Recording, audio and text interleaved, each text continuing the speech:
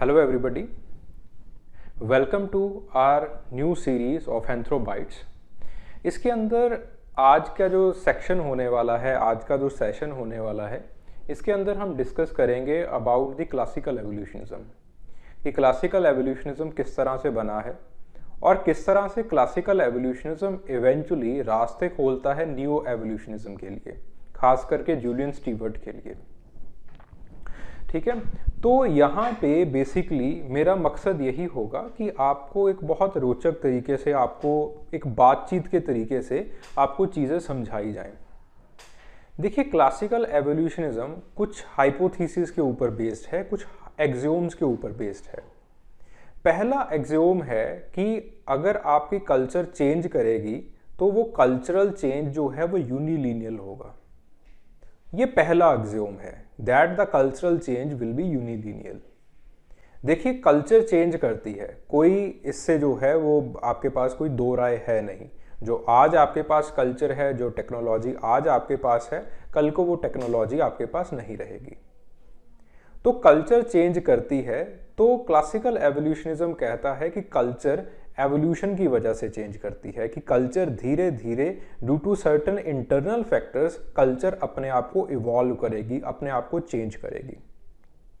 अब बात आती है कि ये एवोल्यूशन का मुद्दा जो है, ये एवोल्यूशन वाली जो बात है, ये कहाँ से आती है। तो 1859 के अंदर बहुत अहम किताब एक छापी जाती है। उस किताब का नाम है on the origin of species और उसके ऑथर रहते हैं डार्विन।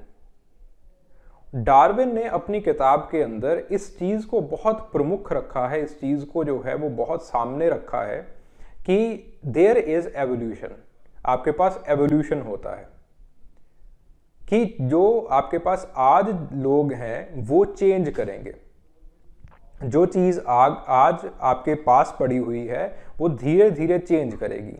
जो ऑर्गेनिजम्स हैं वो फिंचेस के ऊपर एक्सपेरिमेंट्स करते हैं, फिंचेस के अंदर ऑब्जर्वेशंस करते हैं, वो जो है वो टॉर्टोइज के अंदर, टर्टल्स के अंदर ऑब्जर्वेशंस करते हैं, कुछ पेलियोंटोलॉजिकल एविडेंसेस भी खोज के लेके आते हैं अपनी एक्सपीडिशन के अंदर, so on and so fourth.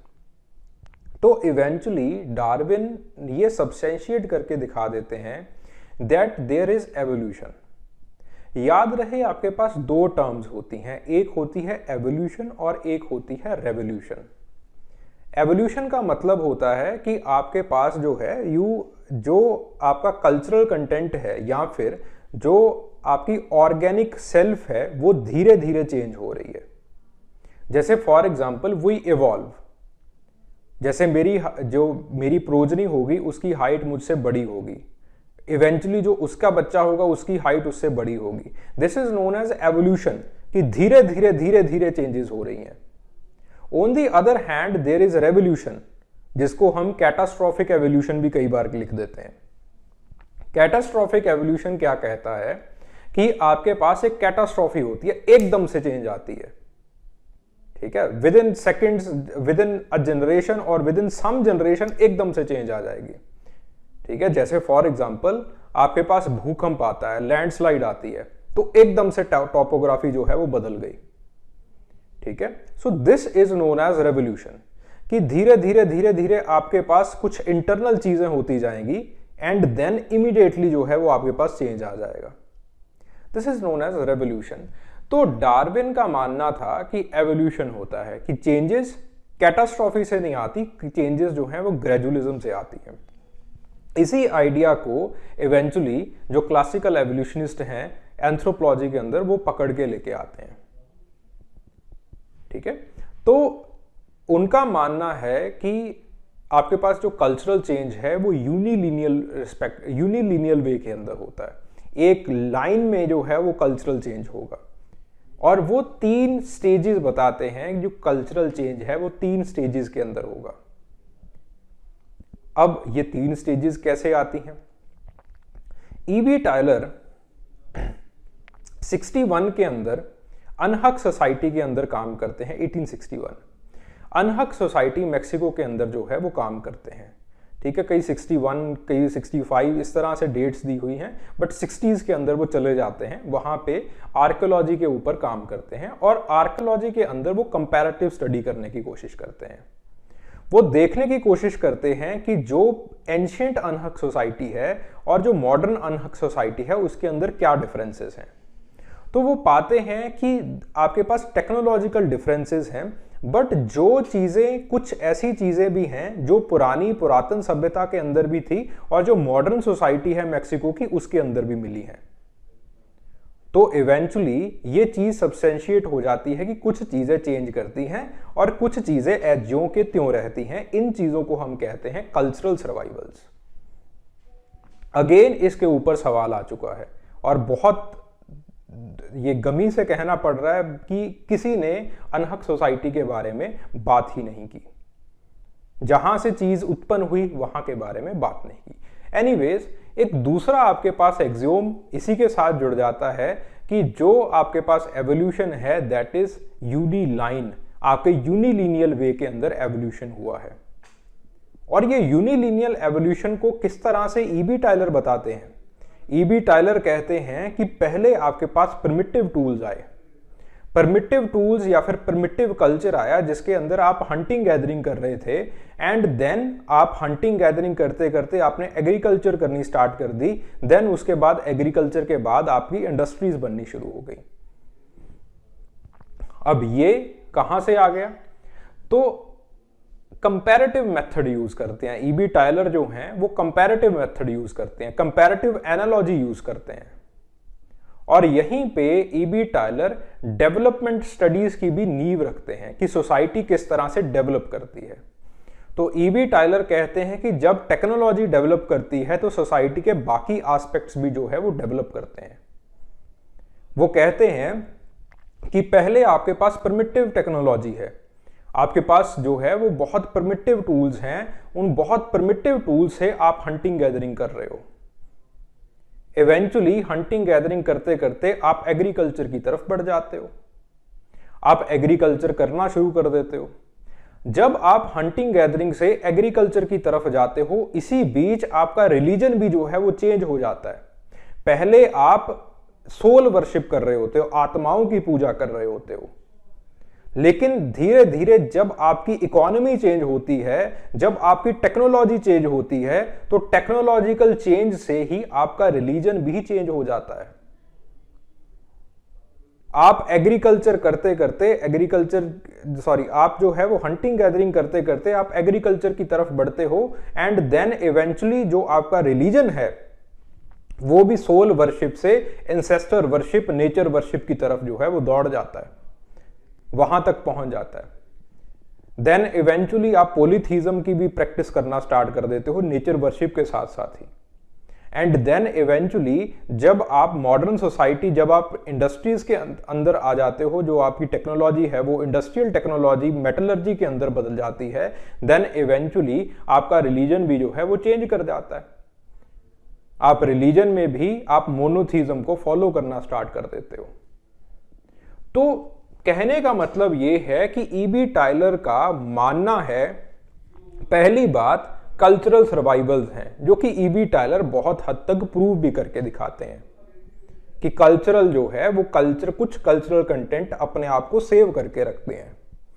जो दूसरी अहम बात है जो ईबी टायलर कहते हैं, जो ईबी टायलर का एक्सियोम है, और बहुत सारे ऑर्गेनिक एवोल्यूशनिस्ट का भी ये एक्सियोम था, जो कि 19th सेंचुरी के अंदर जो है वो आके धीरे धीरे 20th सेंचुरी के अंदर ही कह लें कि धीरे धीरे आते आते जो है वो बस्ट हुआ है, कि जो एवोल्यूशन है वो यूनी लाइन के अंदर होता है, एक लाइन के अंदर एवोल्यूशन होगा, यूनिलीनियल वे के अंदर एवोल्यूशन जो है वो फ्लो करता है। क्यों? अब आप पूछोगे कि ये मानना क्यों है भाई ईबी टायलर का? तो ईबी टायलर एथनोलॉजी को यूज करते हैं, कंपैरेटिव स्टडी को यूज कर रहे होते हैं। वो देखते हैं कि जो पुरातन सभ्यता है, जो पुरातन सभ्यता थी अनहक की, जो आपके पास मैक्सिको की पुरातन सभ्यता थी, उसके अंदर भी आपके पास कुछ हंटिंग गैदरिंग टूल्स यूज किए जा रहे थे, और जो आज वाले अमेरिकन इंडियंस हैं उनके अंदर भी कुछ हंटिंग गैदरिंग टूल्स जो है वो यूज किए जा रहे हैं। फिर वो देखते हैं कि आपके पास सेंट्रल एशिया के अंदर सबसे पहले जो आपके पास एग्रीकल्चर बनी, सिमिलर वो टूल्स ही वही सिमिलर टूल्स ही आपके पास थर्ड वर्ल्ड और कंट्रीज के अंदर वही स्टिकिंग डिग वगैरह वही टूल्स जो है वो थर्ड वर्ल्ड कंट्रीज के अंदर भी यूज किए जा रहे हैं। तो वो कहते हैं कि देखो सब तो एक ही लाइन में चल रहे हैं, सब एक ही लाइन के अंदर चल रहे हैं। अगर आप हंटिंग गैदरिंग में हो तो आप जो है वो प्रिमिटिव टूल्स को यूज करोगे, अगर आप एग्रीकल्चर में हो तो आप उन्हीं टूल्स को यूज करोगे या फिर यूज कर रहे थे जो कि आजकल भी यूज हो रहे हैं।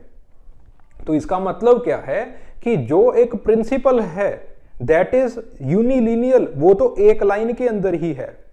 तो कंपैरेटिव स्टडी, हालांकि कंपैरेटिव स्टडी में बहुत सारी खामियां थी, तो इनकी कंपैरेटिव स्टडी ये सब्सटेंशिएट करके दिखाती है कि जो आपके पास एवोल्यूशन है वो यूनिलाइन है, वो सिंगल लाइन के अंदर चलता है। तो इसका मतलब क्या हुआ कि कल्चरल चेंज जो है वो सिंगल लाइन में है।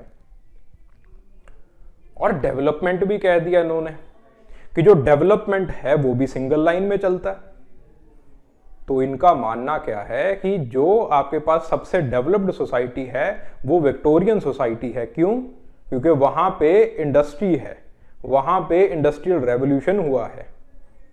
तो जहां पे इंडस्ट्रियल रेवोल्यूशन हुआ, जहां पे मेटलर्जी का सबसे ज्यादा उम्दा फॉर्मेशन हुआ, वो सबसे ज्यादा डेवलप्ड सोसाइटी।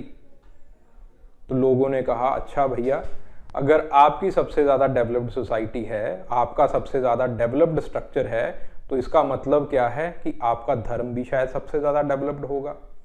तो इसको इवेंचुअली, इसी चीज को इवेंचुअली क्रिश्चियन मिशनरीज ने यूज करना स्टार्ट कर दिया कि जो हमारा धर्म है वो सबसे ज्यादा विकसित है, जो क्रिश्चियनिटी है वो सबसे ज्यादा विकसित है, वो सबसे मॉडर्न धर्म है, सबसे डेवलप्ड बिलीफ सिस्टम है।